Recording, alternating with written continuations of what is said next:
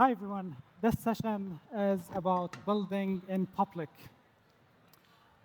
It's about the real deal, about building in public, not the showy-off part of it. And today, to discuss this, we have two founders who are actually building in public, John and Walid. So John is the co-founder and CEO of OCTA, the AI finance and accounts receivable automation platform. John was also the CEO of Dinari that was acquired by Kareem earlier. Now he's building the next global company publicly. Walid, on the other hand, is an entrepreneur in residence in Disrupt.com. He's also the co-founder of Better, the self-care brand for bed, bath, and body. Previously, Walid built Call Me in 3 weeks, and then he sold it 3 weeks after it was live. So he shared all that success. But he's also open about failures. He started Hala Insurance, raised $5 million for it, and then shut it down only 2 years after. We will learn about all these stories, but first, let's define it. So what is building in public? And how did you know about it? John? I can start. So for me, so thank you so much, Ahmad. I'm super excited to be here. For me, building in public is something that I share to my audience on how I think, share my journey about company building, and something where they can learn from and relate to. When I actually learned these things is that back in the days, I'm not sure if you guys know, a founder called Omar Kasim, who was an ex-founder, like founder of Jado Pado, but now founder of Nomod, was the first one in the country who have done this building in public. And I asked him, it's like, why did you stop doing it? And then he said, it's just so difficult to maintain. So you need to have a discipline to do it.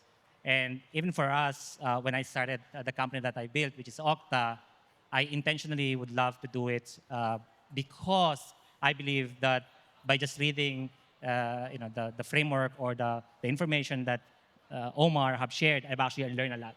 So I thought I would like to do the same thing to the audience that I'm actually catering for. And since then, I've been looking at different places globally who have done these things very, very successfully, right? So it's like some core costs, like the founder of Level Health out of the US have done very, very well in terms of sharing their company building, their Friday forum, how they talk to their customer or to their internal team.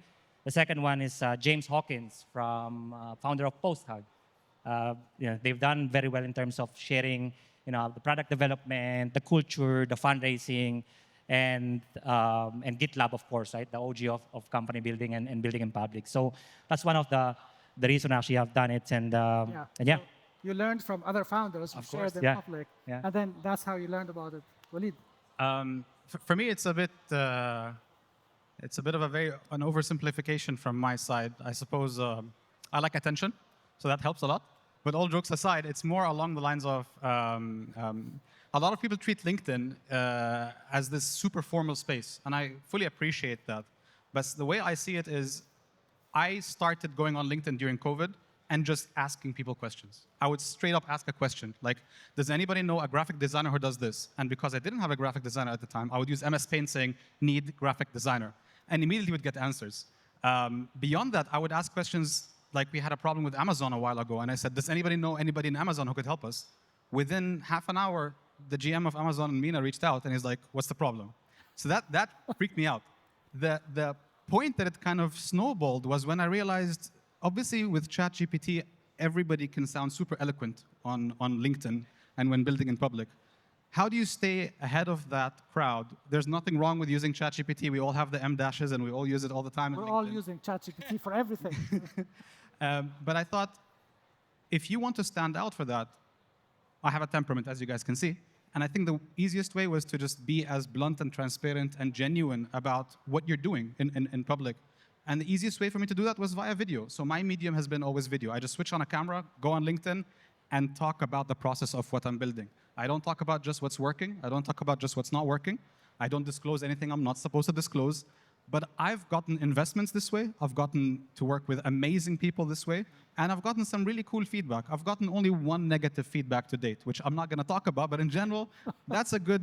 I'll come back to that and ask you for this. But let me stay with you, Walid. Yeah. You're very open about failure, as you mentioned. Why don't you just follow the trend and just share the successes? Why share the failure?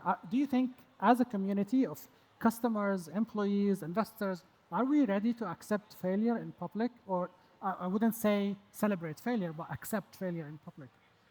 It's interesting because I think outside of the region, failure is celebrated in a lot of parts. And I was very public about shutting down a company called Hella Insurance a couple of years ago. We returned investor funds. I wouldn't call it a failure. Now, financially, for the investors, it was. Okay, the return was 20 cents on the dollar, to be very clear, or less for some. But I also look at the upward mobility of all of the employees that we had with us, all of the colleagues I had. Some of these people had, some employees I can think of right now, were salaried 5,000 dirhams before starting. And after Hala, today, they had 45,000 dirhams. And there's no shortage. Every single employee we had when we shut down the company got a different job. So people experienced some of the best insurance they had. Not a very sexy topic, insurance, but we tried to make it very nice. By building it in public during and after, I want to help showcase that these things happen and the resilience that you get from it. So I started something right after and sold it, and then started something again and pivoted, which I'll talk about in a bit. But I'm not going to stop talking in public until I get banned from LinkedIn or something like that. But for now, I'm going to stay Hopefully talking. not. Okay, John, back to you. Did the Dinari acquisition help you think about building OCTA publicly? Did you stop believing in something or start believing in something after the acquisition? Yeah, so I mean, one of the things that actually works for me very, very well when I was running the company Dinari was that I was already building in public in a sense of communicating what's happening internally to a group set of people, but it's more on the emails rather than like in LinkedIn side, right? And when I sold the company to Kareem, I found out that channel and that module actually works very well. And that's the reason I have actually expanded that one in OCTA. And the way we do it now is that every time that I met people and have a conversation with, I invite them to join on this channel that I've managing it, just like email, to share all this information that's happening internally. So to answer your question, it does help for us. It also had an experience where during the Nari, I've learned that people talk anyway, right? So I've seen other investors and other founders tell the story that it's not probably different from what's the real happening, the things that are happening in the company. And that's the main reason I've actually done it in building in public as well. So basically, you want to control the narrative, control the story. You don't want people to talk in gossips. You want to control that. That's right. Yeah. Okay, so question to both. Feel free to jump in. What's the most unexpected thing building in public actually unlocked for you? You mentioned some investors, some... So many. Did product pivot happen with that? Yeah, I'll talk about that. Give us specifics, please. So I'll talk about some of the nice stuff. I like to be very hands-on with what I'm building. So if I start a product, I'm typically in the ad itself, or I'm consuming the product if it's like a nutrition or a supplement. And one thing I did was, and I'm not sure you're allowed to do that actually, but we got away with it. We went in front of a pharmacy, I'm not going to mention its name, and I was saying about how they're selling certain supplements at a very high price, and it has a lot of sugar. You should go for supplements that don't have sugar, 1, 2, 3. Then I went to the ripe market a while after, and I was just standing on a stand because I was picking up everything for the stand that we had. This guy walks up to me, he's like, "You're the gummies guy." I didn't know this person. I had no clue who this person is from before. And he bought one of our shower heads. So I guess that's a zero customer acquisition cost that we got through videos like that. Yeah. John? No, definitely a lot. I would say, fundraising, investment, we receive it because of building in public. So OCTA, we have raised $3.2 million, a combination of telling our story out there, hiring individuals. So, folks who have raised from Peter Thiel, who built companies from Series B, Series C, are actually working with us. Amazing individuals. I won't be able to meet them if I won't be sharing what's happening internally. Customer as well, right? My co-founder, I have I'm actually encouraged her to do a building in public and allows us to secure, one of the biggest, company in the UAE to use our platform. So it definitely helps a lot. Yeah. Great. So So far, we talked about what is building in public, and we talked about why they're doing it. Now, let's talk about how they're doing it. So is there any framework? Is there any filter, specific filter that you have? Always share, never share, and share later. Give us an idea about how you do it. So I think I should follow a framework. Mine is very YOLO. I'm driving, I'm in the shower, I'm whatever. I think of something like, oh, I want to talk about this. And typically it's something I want to talk about with someone like John or another founder. And then I think there are so many founders in this room who haven't started, or haven't had the opportunity to start, for example.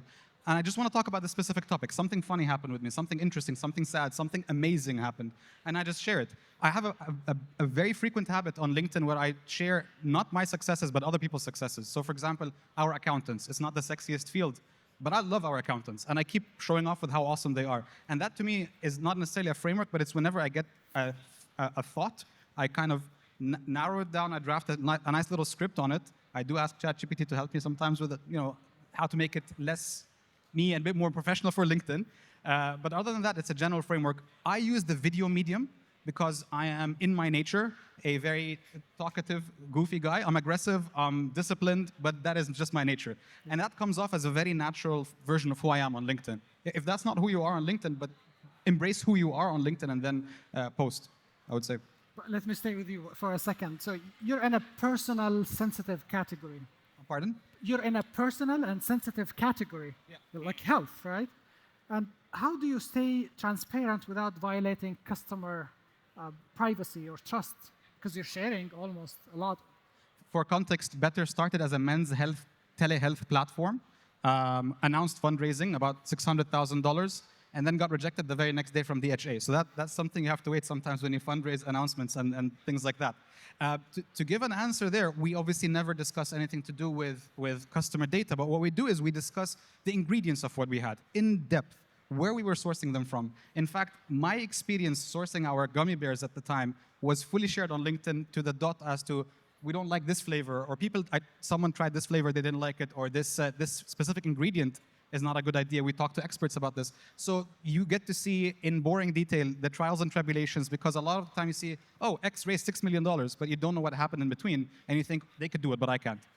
If you share everything that is boring in detail, I'm sure someone can look at all of the parts that matter to them and then take that out and extract it. But I would never share anything that's super sensitive to others. Happy to share our numbers, but not things that relate to other people. Makes sense. John, what's your filter? How do you do it? So for me, something to share is like insights, something that I've learned from part of the company journey. I think that's worth sharing. And so again, like I think going back into this notion of if someone I feel that they can relate to or they can learn from, I'm actually willing to share that one. Something that I could not share is like anything that will risk the customer or anything that actually is still not resolved yet. For example, the outcome of fundraising, right? So it's not something that we're willing to share there. Something to share later on would be like, again, the result of the experiments that we have done, a couple of months ago, and that could be from the product side, that could be from the marketing side. That would be something to share later on once we receive the result or once we get the outcome of the result. So how do you both think about competitors? Usually competitors are praying or watching you and watching every move and every number you're sharing. Do you care about what competitors think, or you just don't care? I mean, I'd be lying if I said I don't. I focus on every move they do as well. But the only difference is the transparency I have is giving me free marketing all of the time. And the transparency I have sometimes, potentially, if it demotivates them, I hope it doesn't. That's not the intention. But we're super transparent about everything we're doing. And I think it helps them, because often enough competitors come to me and they've spoken to me about things where we talk about, I'm doing this, you're doing that. They wouldn't be comfortable sharing it. I'm sharing everything I can to the extent which doesn't jeopardize my relationship with investors or my relationship with existing customers. Competitor. I mean, same with me. I think it's, they're watching it anyway, right? I think for me, it's just more on... They're going to get that information. They're going to get it. It's true. Sharing what I care for, I think that's the most important part. And look, I mean, like I always said this to the founders and to peers who are in the same, I would say, adjacent space where we're working with, is that the last thing that I need to worry about is the competition, right? And the reason for that is if you look at the market, it's massive. And if to those who actually love numbers, I mean, the target or the ICP that we're targeting is the SMEs. And the notion is that if there's a 500,000 SMEs in the UAE and 1.2, for example, in Saudi Arabia, and players in the market who are doing the same thing, and what we're doing are actually sitting at 20,000, sub 20,000 customers, right, based on the public data. I think there's more in there, right? There's a lot of white space in there. I always said it's like we would rather just focus on how to survive and not how not to die in the early stage of company, rather than just focusing on the competition side. Makes sense. So far we talked about what is building in public. We talked about why they're doing it and how they're doing it. Now let's get real. What's the cost of building in public? Did that cost you anything? Did that impact you in any way possible? I'm not going to speak on behalf of John. In my case, I couldn't think of many instances where someone was like, oh, it's this guy building in public. I think a lot of people get inspired by it and actually begin doing it. I share monthly investor emails, and I think John does the same, potentially even with different layers as well. The only cost I've gotten maybe once was someone saying, dude, you talk a lot in public. Okay, but I also closed rounds and I was able to build products and have people come and kind of love what we're doing. So long as you're not reaching the point of YouTube couples breaking up on LinkedIn, I think you're good to go. John? I think the difficult part is the consistency, right? I mean, when we started, we started building in public day zero. Like literally, we don't have metrics, there's no customers, there's no product. And the way I actually structured my building in public, or different layers, like Walid have said, is like we have email, we have LinkedIn channel where we share what we would like to do today or this week, what happened last week, and what was the output, right? As the company grow and the team as will grow, the difficult part was actually the consistency part, right? Like how much could you put more information for that you can support the ecosystem or someone that actually can learn from and relate to. I think that's actually cost me a lot, and I would love to do it more. But I think with the velocity and the speed of the company building, it actually that affects us in terms of how I do it. John, do you feel that this could be a distraction for the company and the team? Do you feel the anxiety, the pressure or the audience validation that you need? How do you protect focus and also your own mental health? Yeah, I don't think it's a distraction. I think it's an advantage. It's mind-blowing. I mean, I had an opportunity to talk to founder of Product Hunt, Ryan Hoover, right? James Hawkins, who founder of Postdoc. Because of that building in public, I've actually spoke to companies who build similar companies like we built in different countries, billion-dollar business, because I'm talking about the things that I don't know and the things that I'm willing to learn from, and just reaching out there and telling them about the situation that I have helps me a lot than actually pretending that I know everything, that hoping actually will become successful. The second part is how to control or to kind of to the focus side. I think from the team perspective, anything that actually affects from the anxiety side or being anxious is, of course, the fundraising side, right? Every month we do twice Friday Forum where we discuss anything top-bottom about what's happening in the company, right? Aside from the compensation side, but fundraising, we invite investors as well in our Friday Forum to talk about those things. I think as much as possible, you are open and transparent about it. I think it's much more easier than rather actually hiding from it. Okay. Distraction, anxiety. I mean, the burnout is real, but putting the burnout aside, the ability to share very openly the problems that you're facing. Again, having announced a fundraising for a specific thing and then getting not allowed to do it right after leads to a lot of people wanting to be part of the story. There's no shortage of people who reached out saying, I can help, for no compensation. And that's when you said, but competitors might find out, blah, blah, blah. To me, the advantage of having people be part of the story, helping out and helping me grow it, it just outweighs that so much. The distraction comes, I think, if you become obsessed with just the attention as opposed to the purpose of why you're sharing it, which is genuine love for the craft, for building something, for showing it to people with all of its warts and everything, and having someone say, I've tried your demo product, or I've tried your gummies, or I've tried your whatever, and I'm not sure I like it, this is what I don't like. A lot of people have come back saying, this is specific things I don't like about your product. And if you can fix it fast enough, and you show that you fix it fast enough, then that's an advantage. It becomes a very fast feedback loop where you don't need to pay for all of these Nielsen companies that do, no disrespect, but all of these companies that do, what's that called? Exactly. Exactly. But that's how I see about it. Yeah. So many of the VCs, I'm a VC, but many of us in the VC industry or circles, we don't really share numbers openly about the performance of our own funds. But there are one VC firm in Jordan, actually Tambi, the managing partner of that VC fund. He's also building his VC fund in public.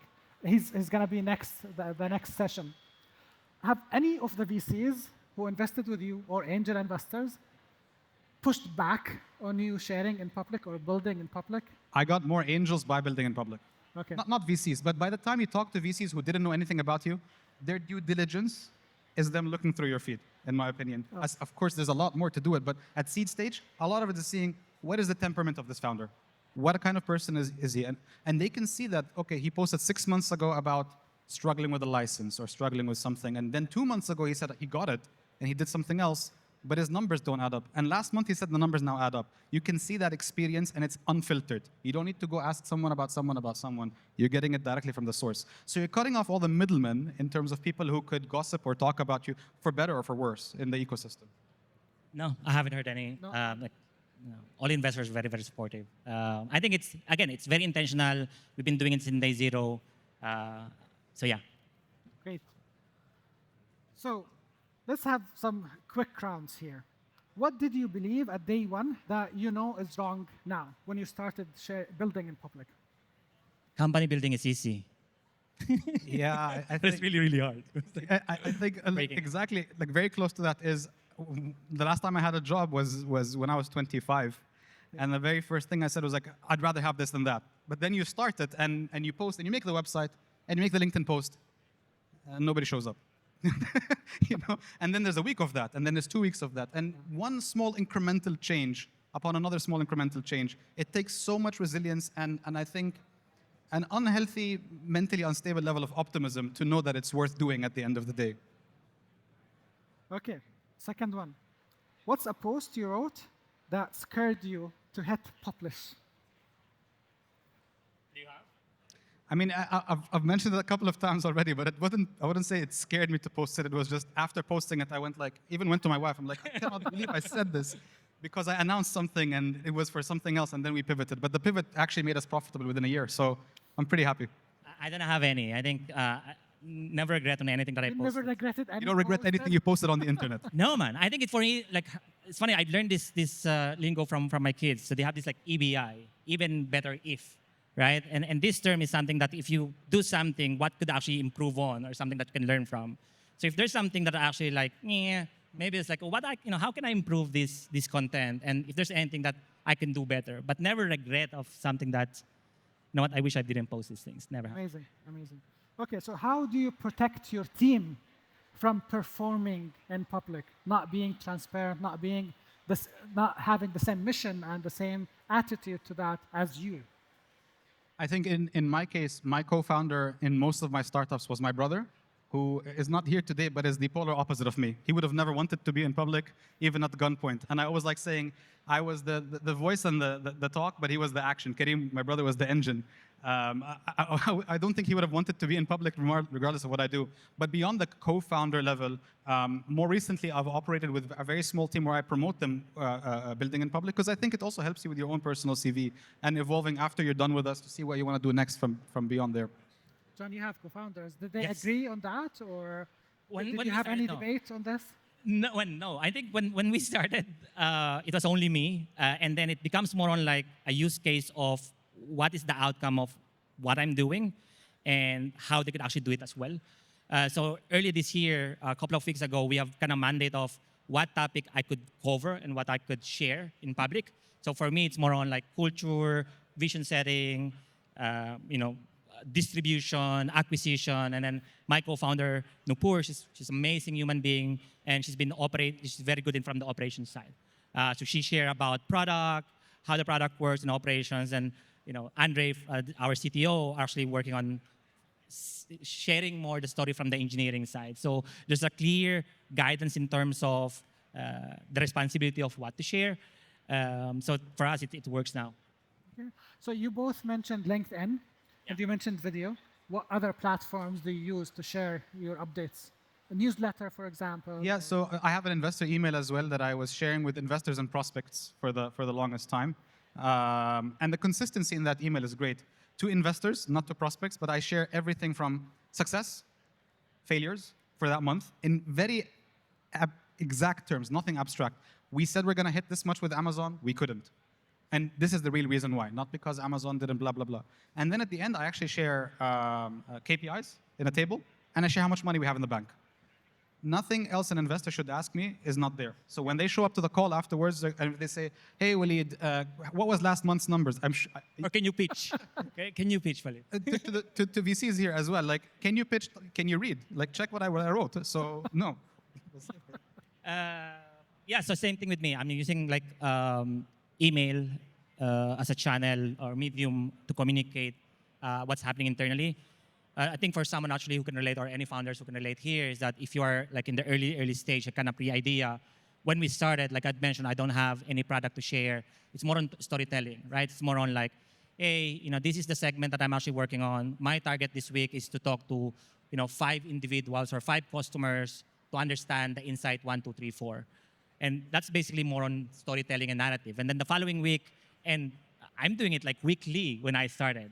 Yeah. So like 4 times a month. And the same structure is like what I've done last week, what's the outcome, what I'm actually doing next week. And that kind of storytelling that I've been doing during the early days. But now, as the company matures, everyone demands for the progress in terms of the numbers side. What's the total number of customers that you have, how much you're growing month on month. So that actually evolves over time.